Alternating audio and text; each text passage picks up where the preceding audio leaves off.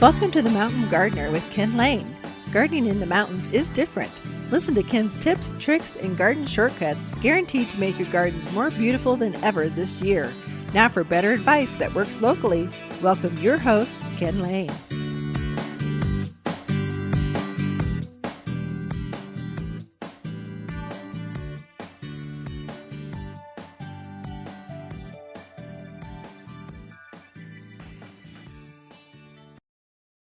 So let me give you the insider tip of what I'm doing in my own gardens. I've got some large, luscious gardens. You go by our house, you go, oh, those folks might own a garden center. And we do.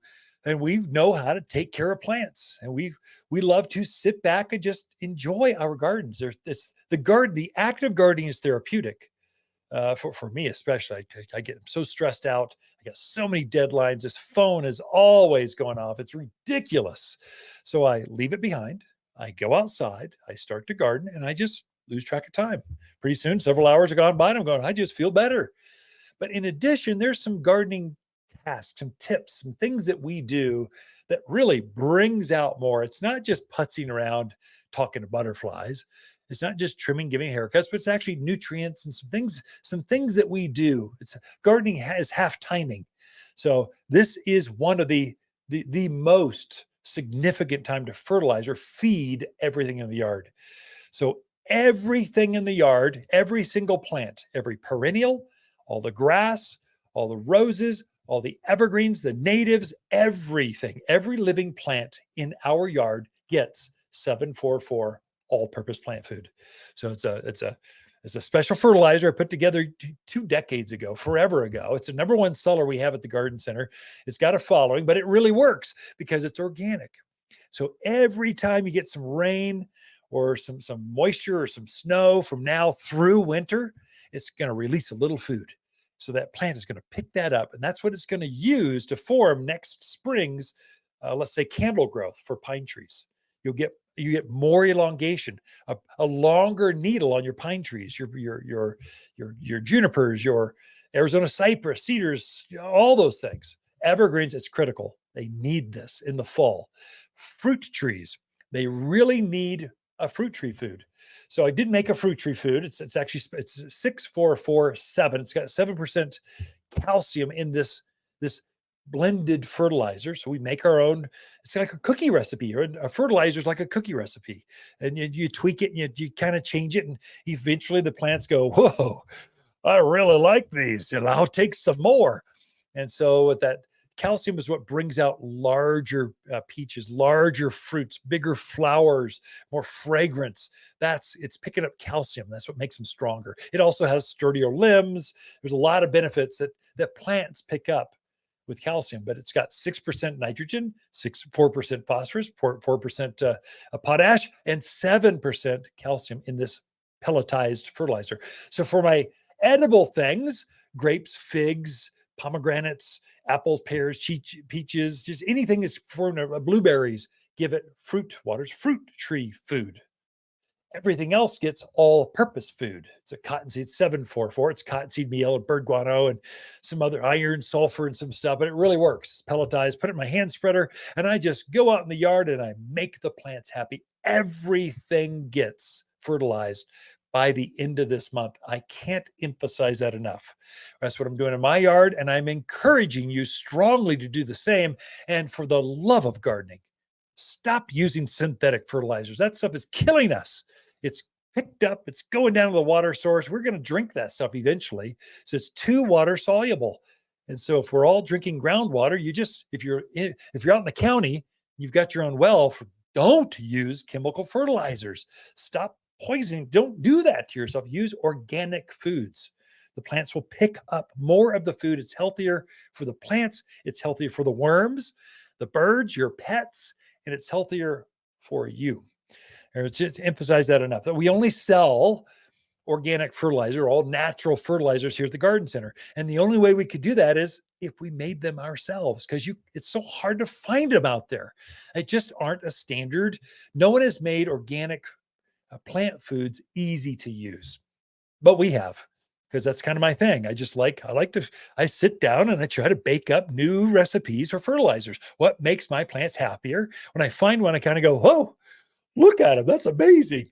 I'm going to package that up and help my customers do the same thing. And that's kind of the fertilizers we have here. And so they kind of all-purpose plant food, 744, and fruit and vegetable food, 6447. But you need to do that now. And I had mentioned earlier things that bloom. Either I'm trying to bring the color out in them. So let's say a brighter rhododendrons, a brighter hydrangeas, brighter lilacs, forsythia, all those blooming trees, red buds, crab apples, purple leaf plums, all of these things. In addition to just the regular old food, if you don't know what to do, just do the food.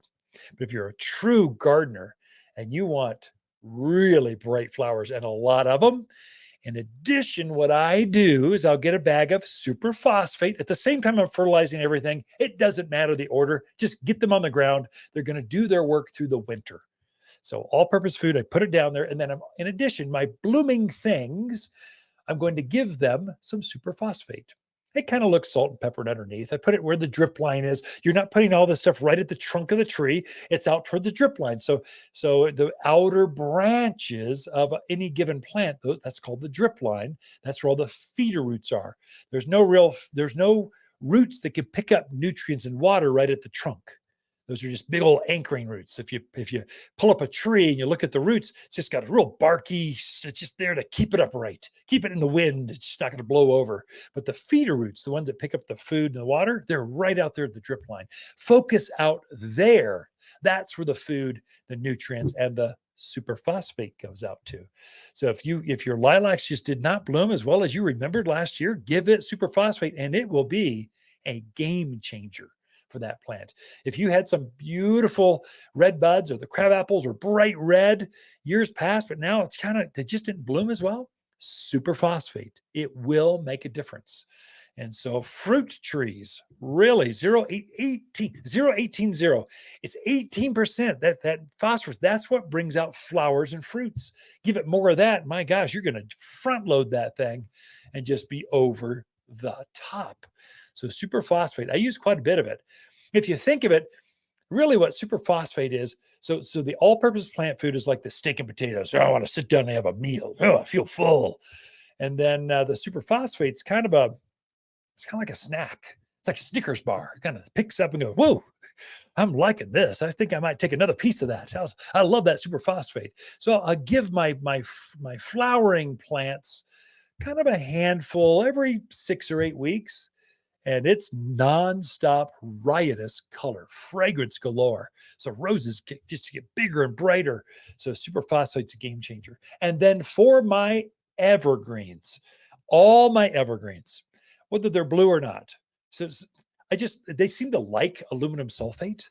And so I'll get a bag of aluminum sulfate. That's the name of it on the shelf. It's kind of, now we're into fertilizer like 501. We're deep into this.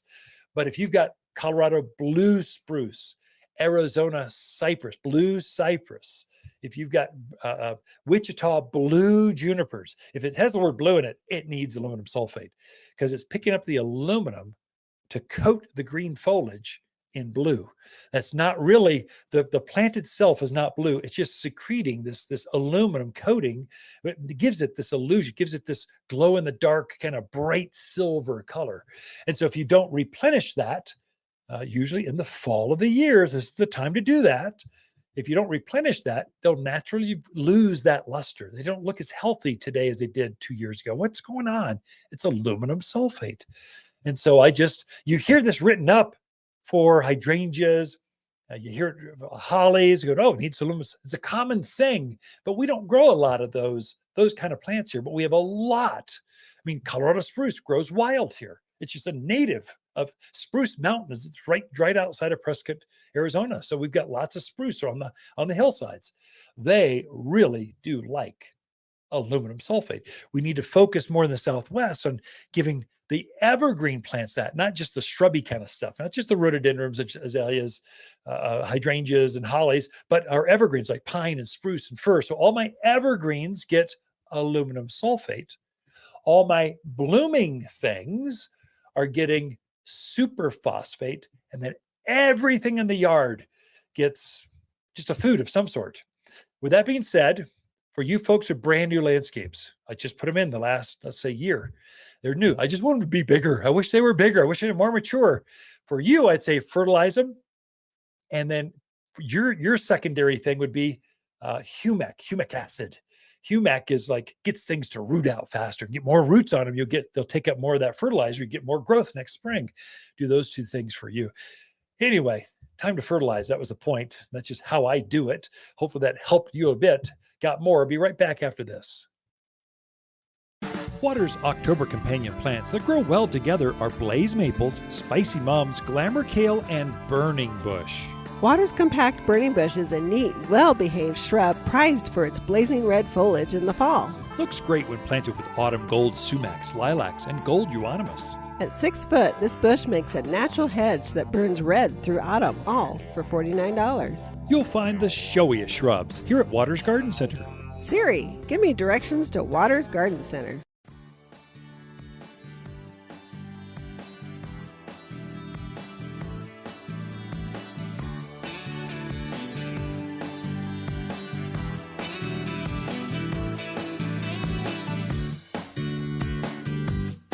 You're listening to local garden expert Ken Lane, the owner of Watters Garden Center. He can be found throughout the week at Watters Garden Center, located in Prescott at 1815 Iron Springs Road. Thanks for tuning in to The Mountain Gardener.